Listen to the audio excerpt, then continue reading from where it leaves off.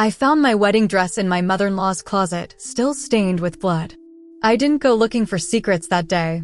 I was just trying to clean out the house. The smell of old lavender and mothballs clung to the air, mixed with something faintly metallic, like rust, or maybe time itself. The air inside her bedroom was heavy still. You could tell no one had opened these drawers in years. My mother-in-law, Margaret, had been gone for 3 months. And somehow, her house still felt more alive than she did when she was here. It was the kind of house that spoke in whispers, floorboards sighing, curtains breathing, the quiet hum of a refrigerator that had outlived everything else. Daniel, my husband, couldn't bring himself to come here. He said it was too much. Too soon. So he gave me the keys, kissed my forehead, and said, "Just box up what you can, Em. We'll deal with the rest later." Later.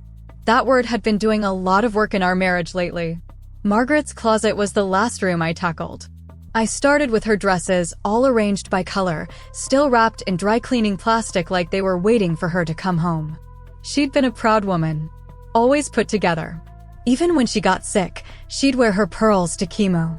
As I worked my way through the rows of hanging clothes, I found things that made me pause: a photograph of Daniel as a boy, a dried corsage from some long-forgotten dance, a box of letters tied neatly with ribbon. Then, tucked behind her winter coats, I saw it. A clear garment bag, yellowed at the edges, with a splash of white fabric inside. My breath caught. It couldn't be. I pulled it forward, the plastic crinkling in my hands, and when the light hit the fabric, I knew instantly what it was. My wedding dress. For a moment, I just stood there frozen, my hand pressed against the bag. It wasn't possible. I hadn't seen that dress in over 10 years. After the wedding, I had it cleaned, packed, and stored in our attic. Or so I thought. Why would it be here in her house? And more importantly, why did it look like that? There, across the bodice, near the hem, were faint brownish stains, not wine, not dirt. They were darker. Red-brown. Old. Blood. My throat went dry. I touched the fabric through the plastic, my fingers trembling. I tried to tell myself it was something else. Makeup, maybe, or rust from the zipper. But deep down, I knew better. Margaret hadn't been the sentimental type. If she'd kept my dress, she'd done it for a reason. And I wasn't sure I wanted to know what that reason was. I sat on the floor with the dress laid across my lap, staring at it like it might speak. The lace was yellowed, the pearls dull with age. A few threads had come loose along the hem, right where I remembered tripping during the reception. That day came rushing back, the church bells, the smell of lilies, the sound of my father's voice when he told me I looked beautiful. And Margaret, standing at the front of the church with her cool smile and steady eyes, whispering as she hugged me, "Take care of my son." It hadn't felt like a blessing then. It had felt like a warning. I don't know how long I sat there before I finally heard footsteps. Daniel's voice echoed faintly from the hallway. He'd shown up after all. "In here," I called softly. When he appeared at the doorway, his eyes went straight to the dress in my lap. His face went pale. "Where did you get that?" "It was in your mother's closet," I said. My voice was calm, but my heart wasn't. "Why would she have it?" He swallowed hard, his jaw tightening. "You must be mistaken. Maybe she kept a copy or..." "A copy?" I cut him off. "Daniel, this is my dress. The one I wore when we got married. The one I thought was in our attic." He didn't answer. He just stared at the stains. After a long silence, he said quietly, "You shouldn't be here alone." "What are you talking about?" He looked away. "Let's just put it away for now. Please." That was the first time I saw fear in Daniel's eyes. Not grief. Not sadness. Fear. And that's when I realized whatever secret lived in this house, he already knew it. That night, I couldn't sleep. The image of the dress burned in my mind, those brown stains, the way Daniel's voice had trembled.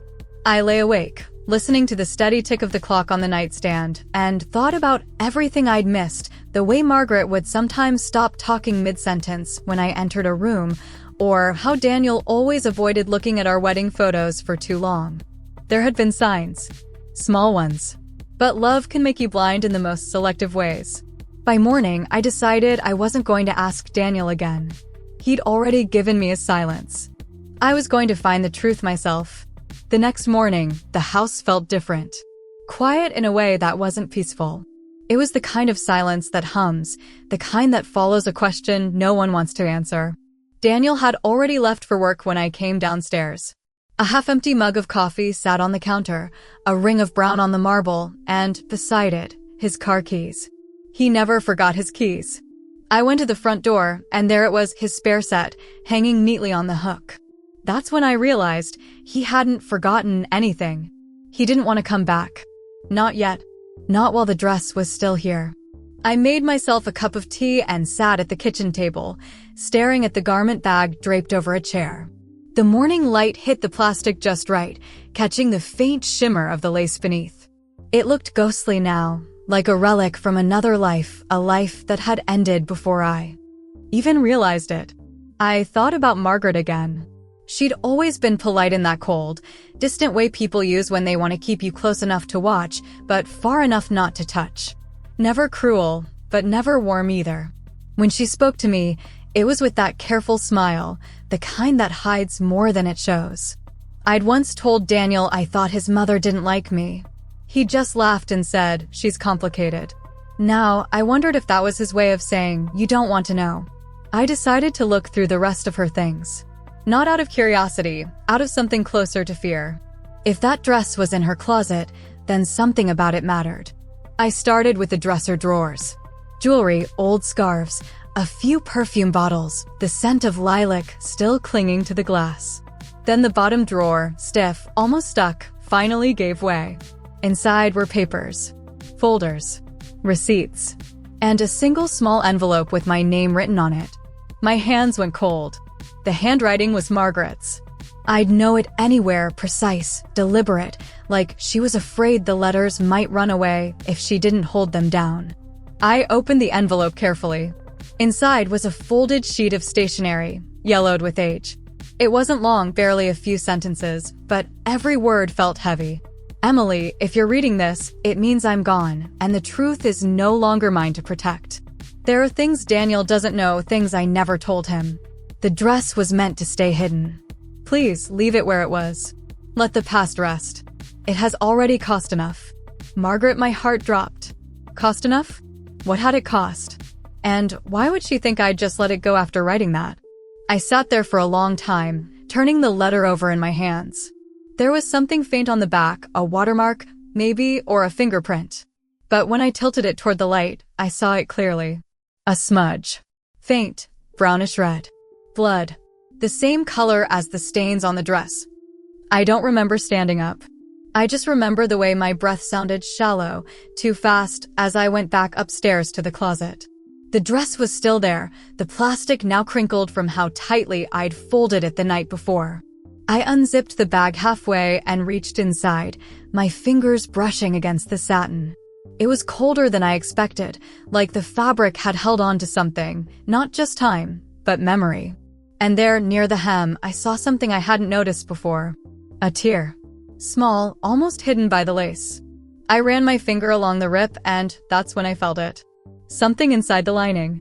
I turned the dress over and saw where the seam had been carefully resewn, the stitches uneven and clumsy, not like the rest of the gown. Whoever did it wasn't a seamstress. They were hiding something.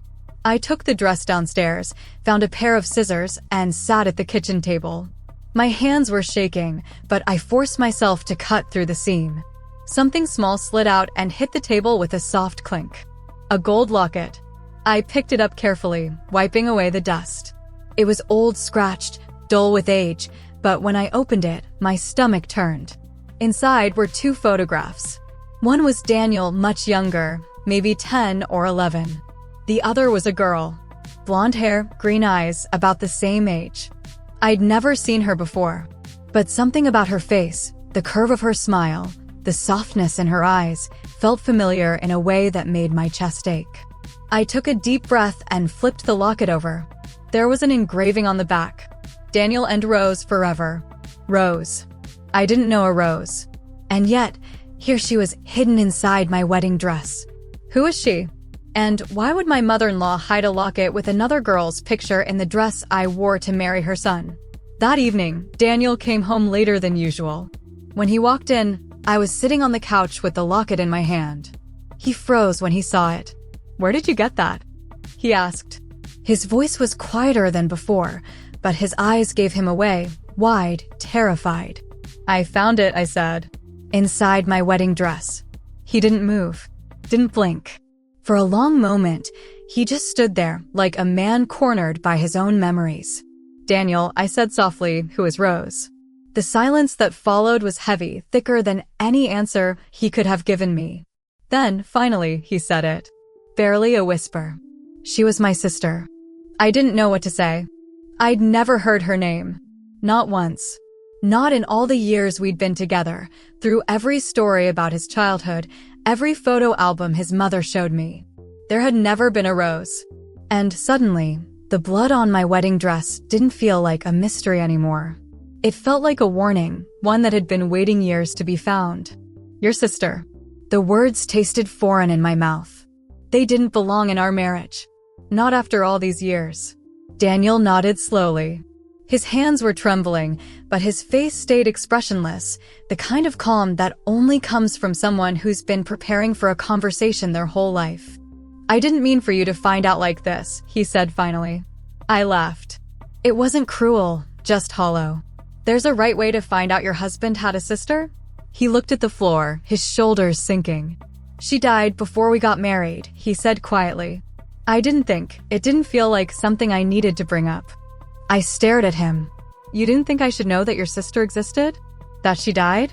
"Daniel," my voice cracked. "Her picture was sewn into my wedding dress." He flinched at that, just barely. And that small reaction told me everything. He'd known. I stood up, clutching the locket so tightly it dug into my palm. "She was in this house, wasn't she?" That's what your mother meant when she wrote that letter. The past has already cost enough. What did it cost, Daniel? He didn't answer. The silence stretched until it hurt. Finally, I said it, the thought that had been building since the moment I saw that bloodstain. "Did she die on our wedding day?" He looked up at me then, and I'll never forget that look. Sorrow and guilt fused into one expression that made him look like a stranger. He nodded. A small, broken movement. "Yes." My legs gave out before I even realized I was falling. The couch caught me, but it didn't soften the blow.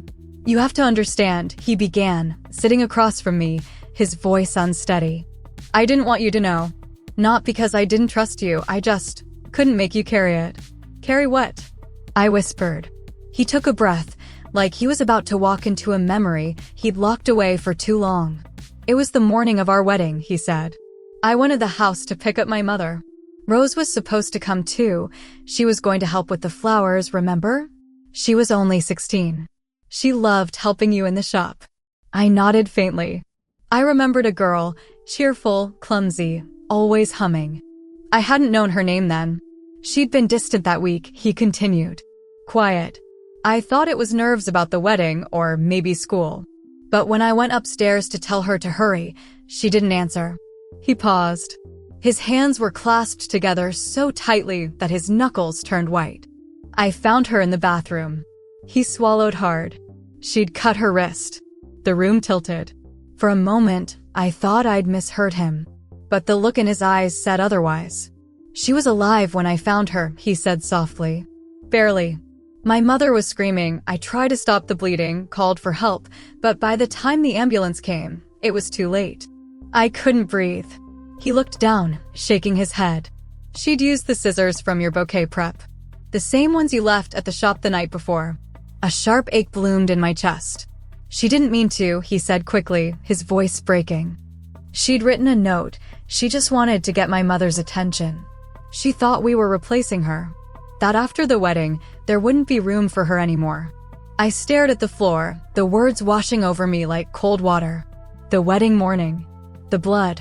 The reason Margaret was late. I remembered how Daniel had looked pale, distracted, his tie askew when he arrived at the church. He'd told me traffic was bad. He'd buried his sister hours before he married me. "Why didn't you tell me?" I whispered. He looked at me helplessly. "Because I didn't want you to see our marriage through that lens, through death. I wanted to keep you separate from it. My mother insisted we go through with the ceremony, said Rose would have wanted that. But she made me promise one thing. What? That I'd never tell you. Margaret. That composed, controlled woman who never said too much, who watched me with those calculating eyes. I finally understood why. She hadn't been judging me. She'd been haunted. Daniel leaned forward, his elbows on his knees. She took your dress to the cleaners afterward. The blood had gotten on it from when I carried Rose out of the house. She said she'd take care of it. I never saw it again. My hand went to my chest. It was her blood? He nodded slowly. She must have kept it as a reminder or a punishment. I don't know. The room was quiet again, but this time, it wasn't the same silence as before. This was the kind that settles after a storm, broken branches everywhere, and no idea where to start cleaning. I stood up, still clutching the locket. You carried that secret all these years. Every time we visited her house, every time we talked about that day, you both just lived like it never happened. He looked up at me, tears gathering in his eyes. I was trying to protect you. From the truth. I asked softly. No, Daniel. You were protecting yourself. He didn't argue. He just covered his face with his hands. For the first time since I'd known him, he looked like a child again, the boy in that photograph, standing next to a girl named Rose who never got to grow up. I wanted to be angry, but all I could feel was grief. Not just for Rose, but for all the years we'd spent living inside someone else's silence. That night, after Daniel fell asleep on the couch, I went back to the box where I'd found the letter. There was something else inside, something I hadn't noticed before.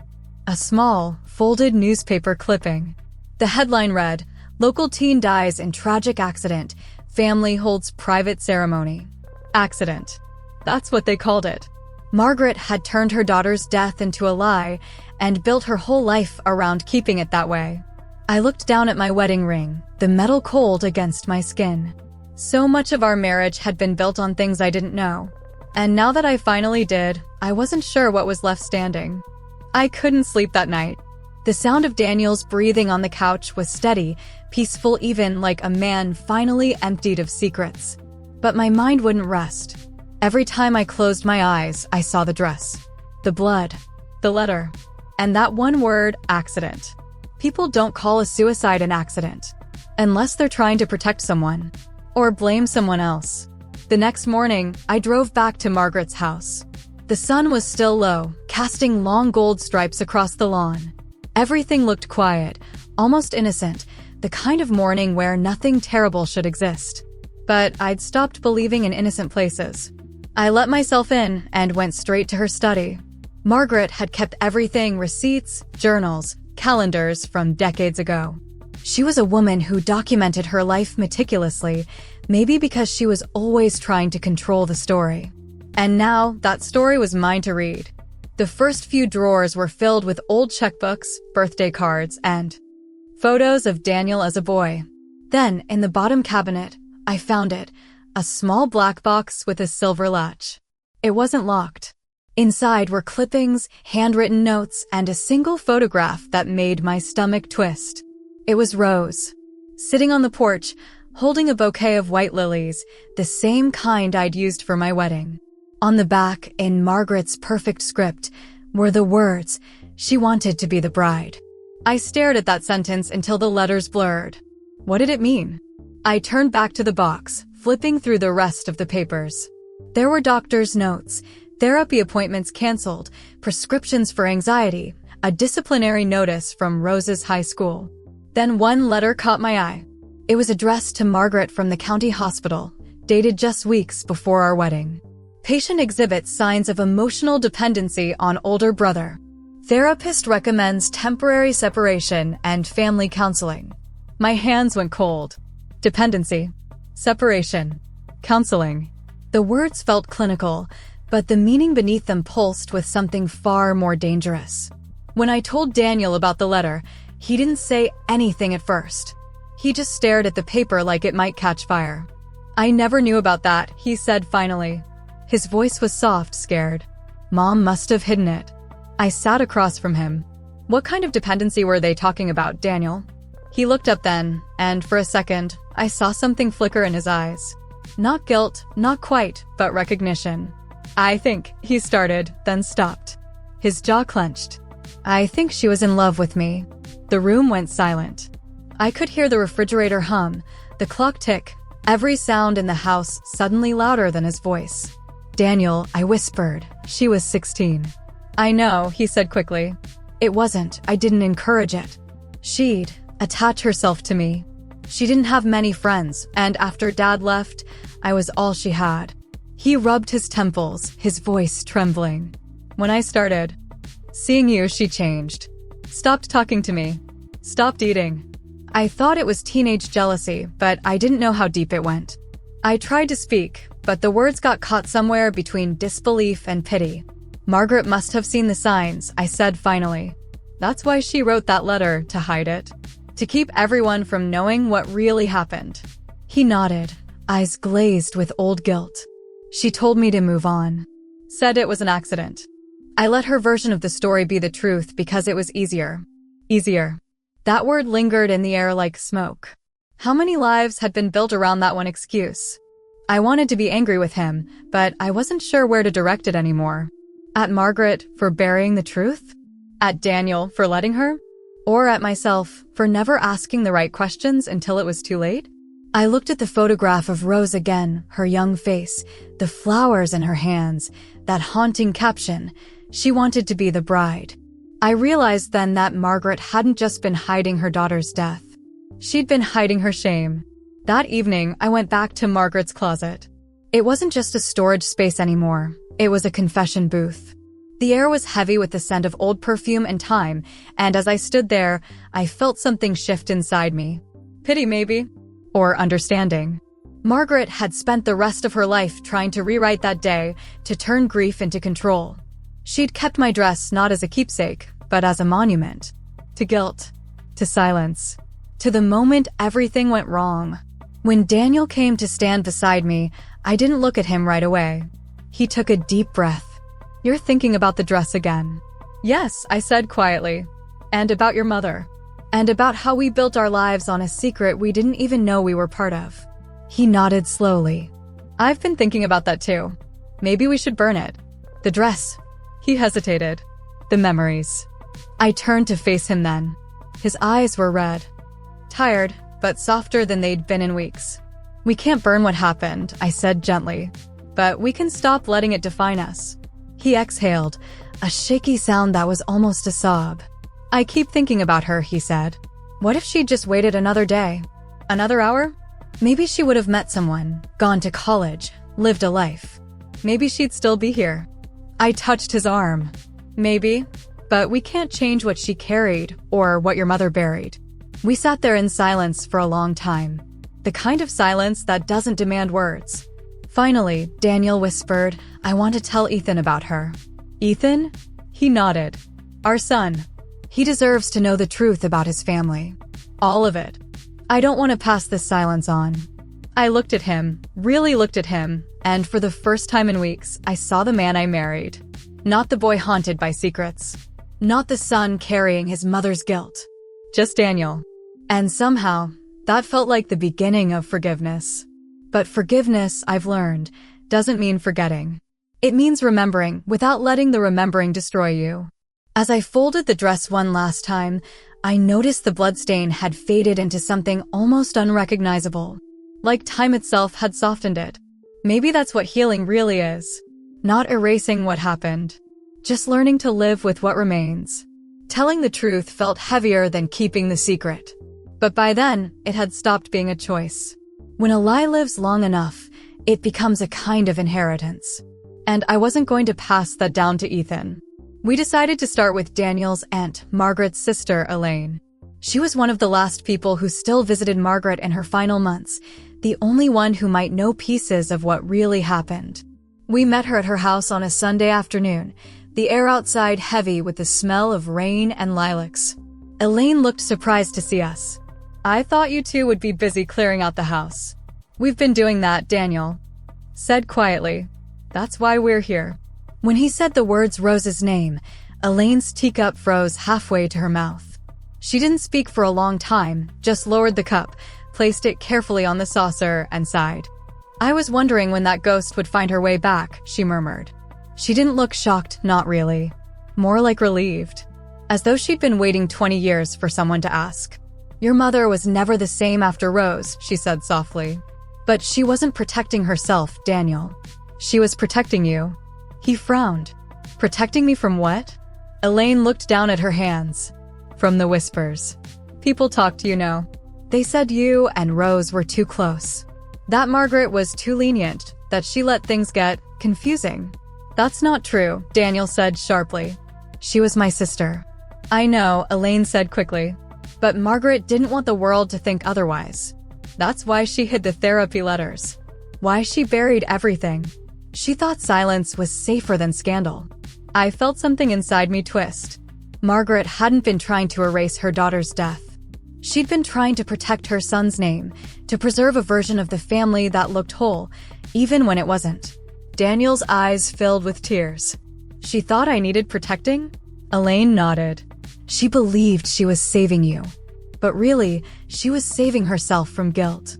She couldn't face what happened under her own roof. When we left Elaine's house, the rain had started again, soft, steady, cleansing. Neither of us spoke on the drive home. I kept thinking about Margaret sitting in that house all those years, guarding her shame like it was sacred. And about Daniel carrying grief that wasn't entirely his. There are some truths that don't set you free. They just stop you from being trapped in someone else's lie. The next week, Daniel called a family gathering, his cousins, a few close friends, the people who'd known Margaret as a pillar of the community. He wanted to tell them the truth himself. Not to destroy his mother's memory, but to give it back its honesty. I watched him stand there in our living room, his voice calm, his hands shaking slightly as he said, "My sister didn't die in an accident. She took her own life. And my mother covered it up because she thought the truth would ruin me." The room went silent. Even the air felt heavier. Then someone, I think it was his cousin Mara, whispered, "Oh my God." No one shouted. No one condemned. But I could feel the shift, the quiet kind of grief that spreads like smoke when people realize the person they thought they knew was more fragile than they imagined. Afterward, Daniel sat down beside me, exhausted. "They'll never look at her the same way again," he said. "Maybe that's okay," I said softly. "Maybe they'll finally see her as human." Later that night, we got an email from one of Rose's old classmates. She'd seen the announcement about the family memorial Daniel planned to hold and wanted to share something. Attached was a photo, a group of girls at a school dance. In the center was Rose, smiling shyly. On the back of the photo were 5 words, written in her handwriting. "Tell him it's not his fault." Daniel cried when he saw it.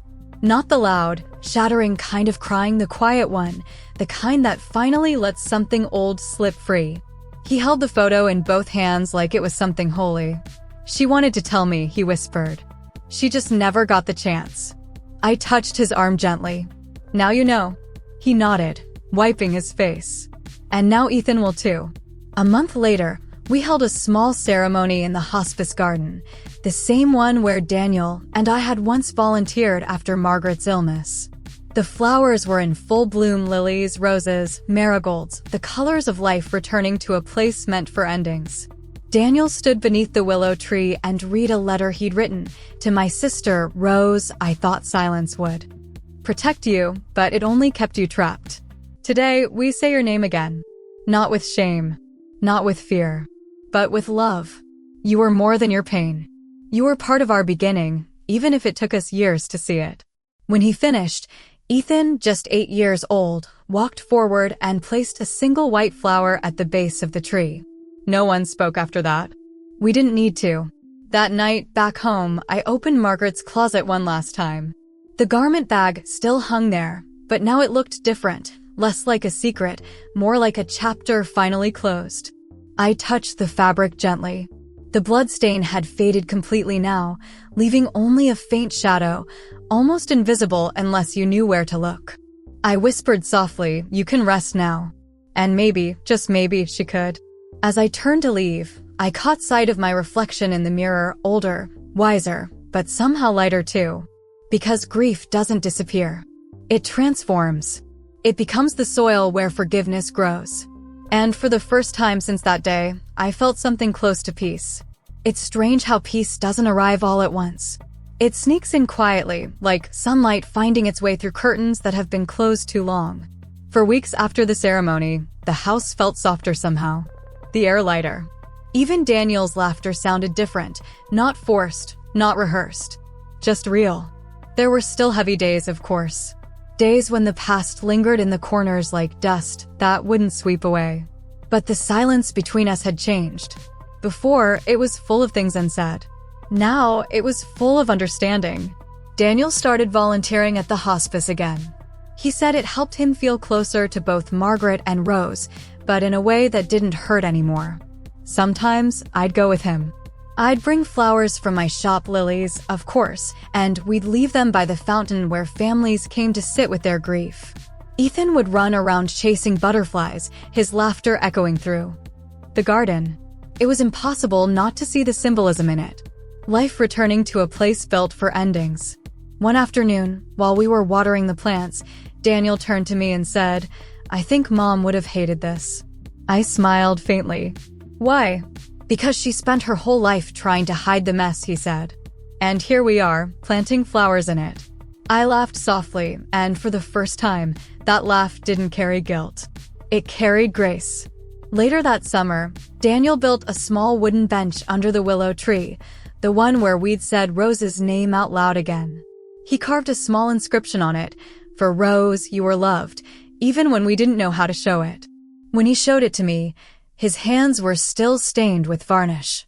He said, "I thought maybe we could dedicate this to anyone who's ever lost someone they weren't ready to lose." I nodded. That's everyone. In the months that followed, people started coming to the garden more often. Some left flowers. Some left notes. Some just sat in silence. It became a place of quiet honesty, a space where no one had to pretend that grief had an expiration date. Ethan called it the Garden of Truth. And somehow, the name stuck. One evening, as the sun was setting, I stood there alone. The air was warm, the light golden, that fragile hour when everything feels both ending and beginning at once. I ran my hand over the wooden bench, the smooth grain cool beneath my fingers. The hum of cicadas filled the air, and for the first time in years, I didn't feel haunted. I felt whole. When I turned around, Daniel was standing a few steps away, watching me with that quiet, steady look I'd fallen in love with all those years ago. He walked over and took my hand. "Do you ever wish we could go back?" he asked. I thought about it, about the day we married, the joy, the secrets hidden beneath the lace and satin. "No," I said softly. "If we hadn't gone through it, we'd still be living someone else's version of our story." He nodded. "I guess love changes form." "It has to," I said. "That's how it survives." That night, after we tucked Ethan into bed, I went to the attic, the place I once thought held my wedding dress. Instead, there was only an empty cedar chest now. I knelt beside it, tracing the grain of the wood. Then I opened the lid and placed the locket inside, the one that had started it all. Daniel's childhood face. Rose's soft smile. The engraving, "Forever." I whispered, "You are." Just in a different way. Then I closed the lid. Grief had taken so much from us: time, peace, certainty. But it had also given something back. Perspective. I understood now that love isn't about keeping things perfect. It's about choosing to stay even when you finally see the cracks. And forgiveness? It's not a single act. It's a way of living, one quiet decision after another, until peace feels like breathing again. Months later, Ethan asked me a question that caught me off guard. "Mom," he said, "is Grandma happy now?" I smiled, running my fingers through his hair. "I think so." "How do you know?" "Because she's finally where love doesn't need to hide." He nodded thoughtfully, as if that made perfect sense. And maybe it did. Now, every spring, the hospice garden blooms, a riot of color against the quiet gray stone. And every year, we plant one new lily for Rose. Not to mourn her, but to honor the truth she left behind. A truth that hurt when it came, but healed once it was seen. If I've learned anything through all of this, it's that secrets rot in the dark. But truth, even the painful kind, grows roots. And when you water it with grace, something beautiful always blooms. That's what love became for us. Not the kind that forgets the past. The kind that grows around it. Sometimes I still think about that day, the day I found my wedding dress in Margaret's closet, stained and hidden like a confession. It feels like another lifetime now. A lifetime where I thought love was something clean, something you could press and hang up neatly, untouched by the past. But love isn't clean. It's the mess we keep learning to live with, the grief we water until it blooms into something softer. I've learned that the truth doesn't always arrive to destroy us. Sometimes it comes to set us free, to remind us that we can survive the breaking and still choose to build something beautiful from the pieces. Margaret's secret could have stayed buried forever. But then again, so could our peace. Because peace doesn't come from forgetting. It comes from remembering and forgiving anyway. Now, when I walk through that hospice garden, I see Daniel with Ethan, their hands covered in dirt, planting lilies by the old willow tree. And I realize that every bloom is a kind of redemption. Every petal whispers what Rose never got to say. It's not your fault. I used to think the stain on that dress was a curse, a scar on what should have been the happiest day of my life. But now I see it differently. It wasn't a mark of what was ruined. It was proof of what survived. Because love, real love, doesn't come to save you. It comes to teach you how to stay, how to forgive, how to begin again. So maybe the past doesn't need to be perfect to be worth keeping. Maybe it just needs to be honest. And if you ever find yourself standing in front of something broken, a secret, a memory, a truth you wish you could unsee, ask yourself this. Would you rather live in a beautiful lie or a painful truth that sets you free? Soft pause, would you have done what I did? Tell me in the comments below. And if my story found its way to your heart, subscribe and stay a while. Because here, we don't hide our scars. We learn to live through them.